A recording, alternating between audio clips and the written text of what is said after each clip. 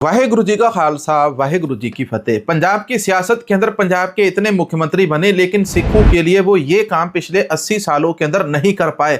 लेकिन तमिलनाडु के अंदर सीएम विजय ने एक ही दिन के अंदर ये काम कर डाला है जिसकी सिख लंबे समय से डिमांड कर रहे थे। अब सिखों ने वो कौन सी डिमांड की थी, इसके बारे में आगे आपको विस्तार से बताते हैं और बताएंगे आपको दलजीत दोसांझ के मैनेजर जो कंग साहब है उनके घर के ऊपर हमला हुआ या नहीं हुआ, लॉरेंस बिश्नोई गैंग का इसके अंदर क्या हाथ है, क्या खालिस्तानियों ने यहाँ पर अटैक करवाया था। और हरियाणा के अंदर एक रमन मलिक है, तो रमन मलिक फिर से ये कहते हैं कि हम इनके माथे के बीच में 12 बजे दिन के गोली मारेंगे और गोली मारकर फिर इनके माथे के बीच में हम तिलक लगाएंगे। इसके अलावा आपको महारानी जिंद कौर के एक हार की नीलामी की छोटी सी कहानी आपको बताएंगे। सरदार पीटर सिंह विरदी का नाम भी आपने सुना होगा। सरदार पीटर सिंह विरदी के द्वारा महारानी जिंद कौर का हार खरीदा गया था। तो उज्जैन की भी एक खबर बताएंगे। उज्जैन के अंदर एक अमृतधारी सिख के द्वारा एक महंत को क्यों पीटा गया ये आपको बताएंगे। देश भर के अंदर बेअदबियां कैसे और कौन करवाता है, ऐसे बीएसएफ के जवान भी बेअदबियां करते और करने के बाद उनको भी बीएसएफ वालों के द्वारा मंदबुद्धि बता दिया जाता है। इसके बारे में भी आपको सारी जानकारी बताएंगे। तो आइए आज के इस वीडियो की शुरुआत करते हैं।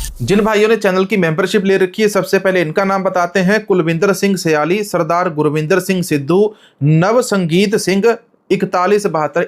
इसके अलावा जिन्होंने पिछले दिनों हमारे चैनल के ऊपर सुपर थैंक्स डोनेट किया था इनका भी नाम बताते हैं। सरदार अमरीक सिंह 7315 नाम की आईडी है। दारा सिंह 878 नाम की इनकी आईडी है। इसके अलावा जिन भाइयों ने ये वाला क्यूआर कोड स्कैन करके हमारे चैनल को सपोर्ट भेजा था इनका नाम बताते हैं। सरदार दलजीत सिंह जी, सरदार अमरीक सिंह जी और BH मोटर्स, इन सब का तहे दिल से हम धन्यवाद करते हैं। सबसे पहले हम बात करने वाले हैं सरदार पीटर सिंह विरदी की। सरदार पीटर सिंह विरदी के द्वारा कौन सा बड़ा काम किया गया, सरदार पीटर सिंह विरदी ने ऐसा कौन सा बड़ा तीर मारा जिसकी आज सोशल मीडिया के ऊपर चर्चा हो रही है। ब्रिटेन, इंग्लैंड के अंदर, पूरी दुनिया के अंदर ही इनका जो बिजनेस है वो फैला हुआ है। सरदार पीटर सिंह विरदी पूरी दुनिया के अंदर एक जाना पहचाना नाम है। सरदार पीटर सिंह विरदी का बहुत सम्मान है पूरी दुनिया के अंदर। सरदार पीटर सिंह विरदी अपनी जो नेक कमाई होती है उस नेक कमाई का जो दसवंध है वो दसवंध हमेशा अपनी सिख कौम के भले के लिए, सिखों की मदद के बीच में समय समय के ऊपर वो लगाते रहते हैं। ऐसे ही सरदार पीटर सिंह विरदी के द्वारा साल 2009 के अंदर एक उपराला किया गया। साल 2009 के अंदर एक हार की नीलामी की जा रही थी।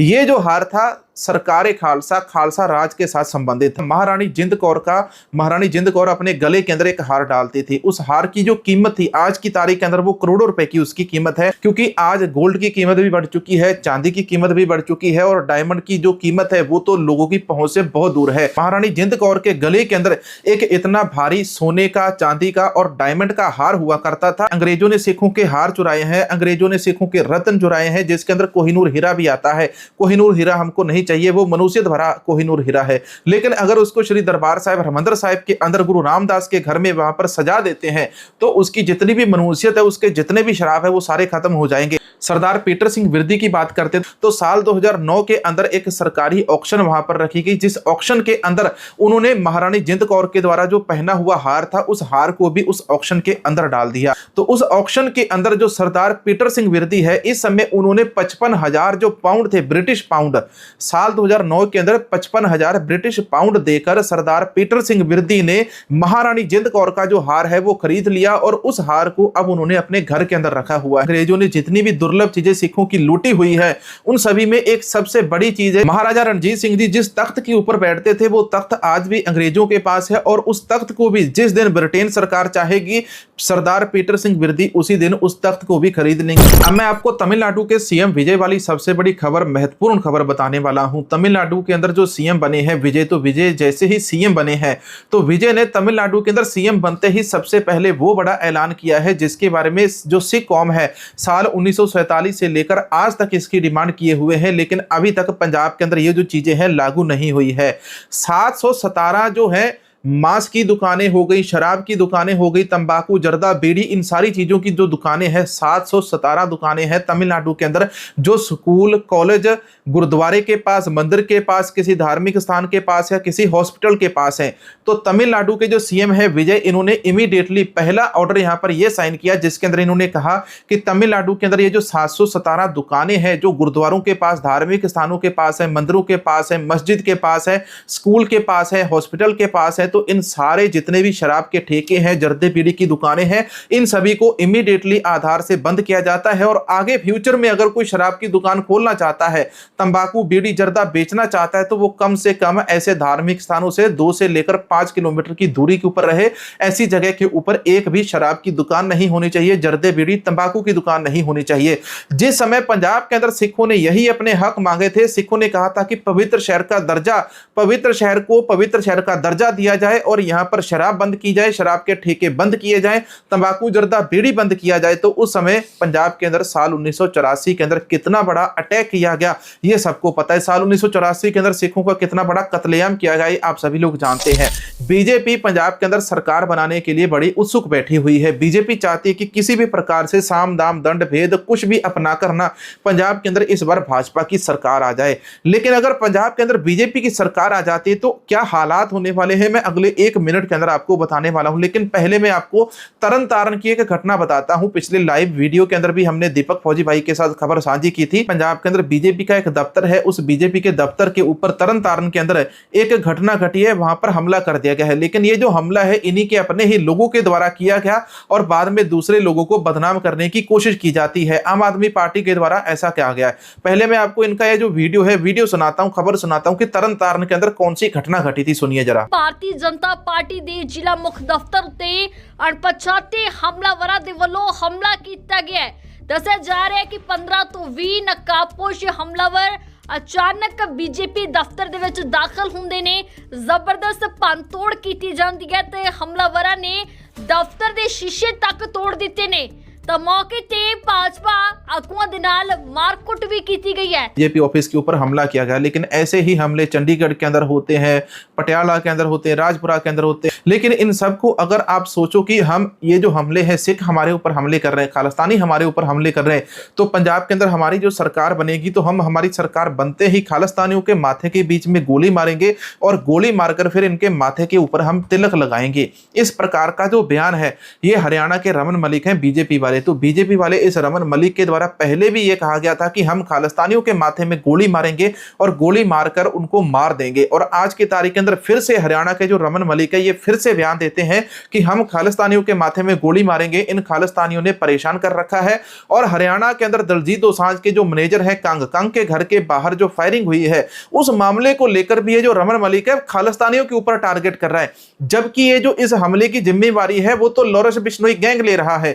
लेकिन हमला हुआ भी नहीं, हमले की जिम्मेवारी मतलब बच्चा पैदा नहीं हुआ और बच्चे का आधार कार्ड बना दिया, लॉरेंस बिश्नोई गैंग ने ये वाला काम किया। मैं आपको इसका वीडियो सुनाता, वीडियो सुनिए जरा। इस पूरे फायरिंग दी जिहड़ी है जिम्मेवारी लिती गई है। फिलहाल इस मामले दे विच हाले तक जो अधिकारिक पुष्टि सामने नहीं आई है, तो कह लिया जावे कि पोस्ट दे विच